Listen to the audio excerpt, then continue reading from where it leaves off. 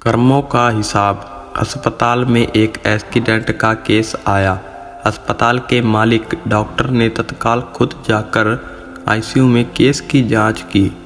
2-3 घंटे के ऑपरेशन के बाद डॉक्टर बाहर आया और अपने स्टाफ को कहा कि इस व्यक्ति को किसी प्रकार की कमी या तकलीफ ना हो और इससे इलाज व दवा के पैसे न लेने के लिए भी कहा।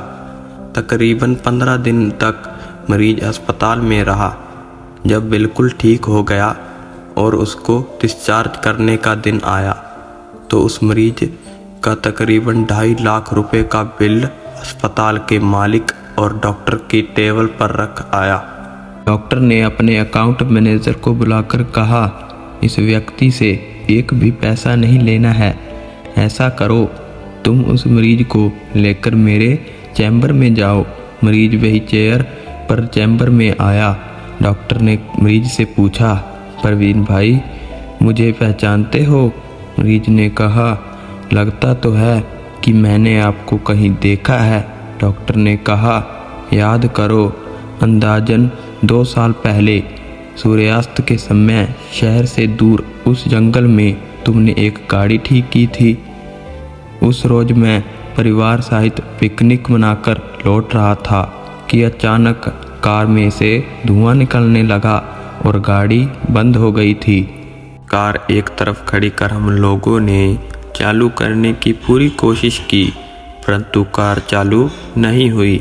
अंधेरा थोड़ा थोड़ा गिरने लगा। चारों ओर जंगल और सुनसान था। परिवार के हर एक सदस्य के चेहरे पर चिंता और भय की लकीरें दिखने लगी थी और सब भगवान से यही प्रार्थना कर रहे थे कि कोई मदद मिल जाए। थोड़ी ही देर में चमत्कार हुआ। बाइक के ऊपर तुम आते हुए दिखाई पड़े। हम सब ने दया की नज़र से हाथ ऊंचा करके तुमको रोका, इशारा किया। तुमने बाइक खड़ी करके हमारी परेशानी का कारण पूछा। तुमने कार का बोनट खोलकर चेक किया और कुछ ही क्षणों में कार चालू कर दी। हम सबके चेहरे पर खुशी की लहर दौड़ गई।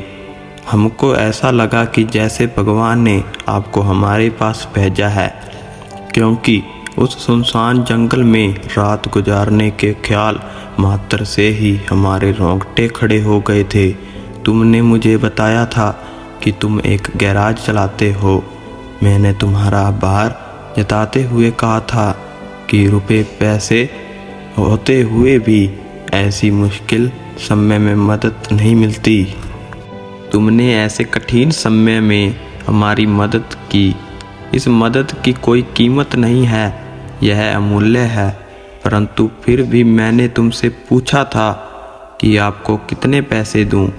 उस समय तुमने मेरे आगे हाथ जोड़कर जो शब्द कहे थे, वह शब्द मेरे जीवन की प्रेरणा बन गए थे। तुमने कहा था कि मेरा नियम और सिद्धांत है कि मैं मुश्किल में पड़े व्यक्ति की मदद के बदले कभी कुछ नहीं लेता। मेरी इस मजबूरी का हिसाब भगवान रखते हैं। उसी दिन मैंने सोचा था कि जब एक सामान्य आय का व्यक्ति इस प्रकार के उच्च विचार रख सकता है और उनका संकल्प पूर्ण पालन कर सकता है, तो मैं क्यों नहीं कर सकता। और मैंने भी अपने जीवन में यही संकल्प ले लिया है कि 2 साल हो गए हैं, मुझे कभी कोई कमी नहीं पड़ी। अपेक्षा पहले से भी अधिक मिल रहा है। यह अस्पताल मेरा है। तुम यहाँ मेरे मेहमान हो और तुम्हारे ही बताए हुए नियम के अनुसार मैं तुमसे कुछ भी नहीं ले सकता। यह तो भगवान की कृपा है कि उसने मुझे ऐसी प्रेरणा देने वाले व्यक्ति की सेवा करने का मौका दिया। ऊपर वाले ने तुम्हारी मजदूरी का हिसाब रखा और वो हिसाब आज चुकाने का मौका दिया। मेरी मजदूरी का हिसाब भी ऊपर वाला रखेगा और कभी जब मुझे ज़रूरत होगी वो ज़रूर चुका देगा। डॉक्टर ने परवीन से कहा, तुम आराम से घर जाओ और कभी भी कोई तकलीफ़ हो तो बिना संकोच के मेरे पास आ सकते हो।